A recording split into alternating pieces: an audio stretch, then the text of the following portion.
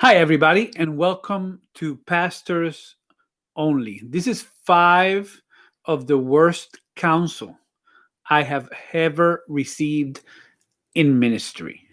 I started my ministry 28 years ago, and along the way, I've gotten some awesome advice. This is not that. Here's five really bad suggestions, counsel, ideas I've gotten in 28 years as a pastor. Number one, no sex on Friday night. I had an older pastor sit me down with my wife and say not to have sex on Friday night because it affects your vocal cords.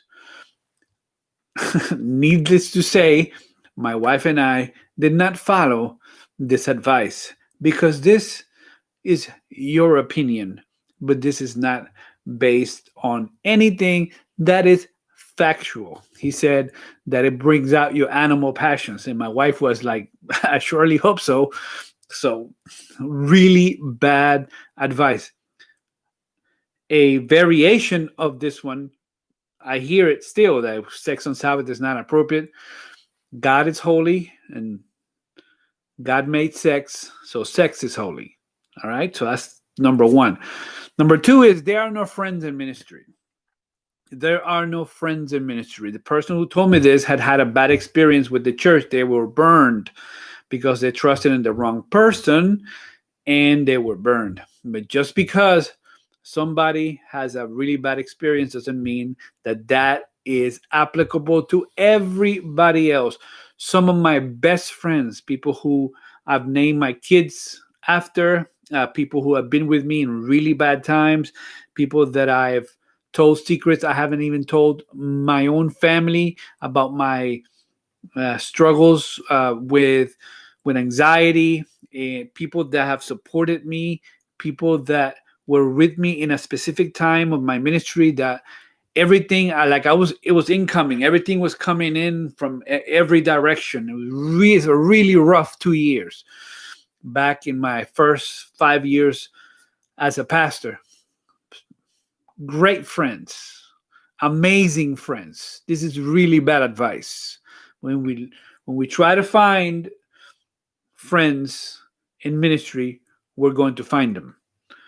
Number three, it's lonely at the top. First of all, that division of being lonely at the top is one that is driven by comparison and competition.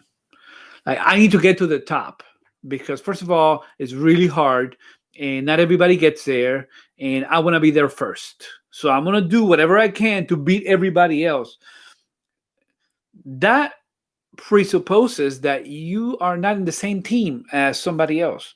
But we are in the same team. It's not a race to the top, right? It's us locking arms together and saying, "Hey, this journey can get rough sometimes, but we're trying to make it together. We're the same bank, different branches. We're not trying to compete with each other. We're trying to contribute to each other's ministry." I did another video about competition and comparison in ministry a couple of weeks back.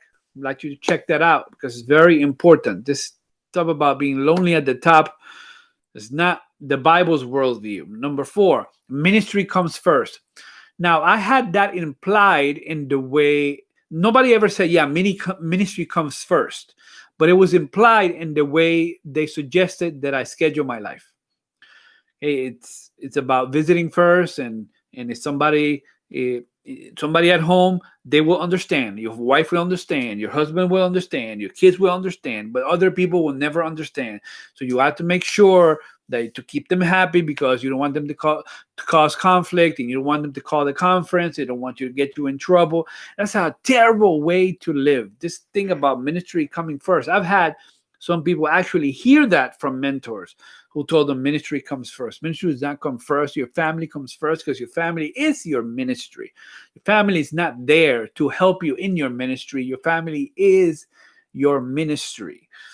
Really bad advice. And then number five, this has to do with a move. Sometimes I've been invited to go places that if you compare it with the place that I am or the place that I was, this new potential call had better perks. And we think that because it has better perks, therefore it's an automatic promotion. Just because it's a different position in the church structure, it's a promotion. Just because it's seen as, man, you're stepping up in leadership, it's a promotion. It's not always like that. I've refused. In fact, I refused at least 2 times going to a different position because I put my family first and I had teenage kids, and I said, calls will be there the rest of my life, but my kids will not.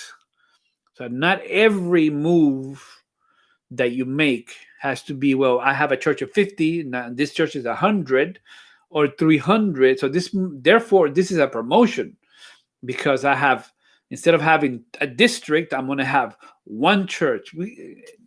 There's a lot of multiple variables. Just don't jump at the chance to leave somewhere until God has released you to do that. All right. What's the worst advice you ever got in ministry? Share it.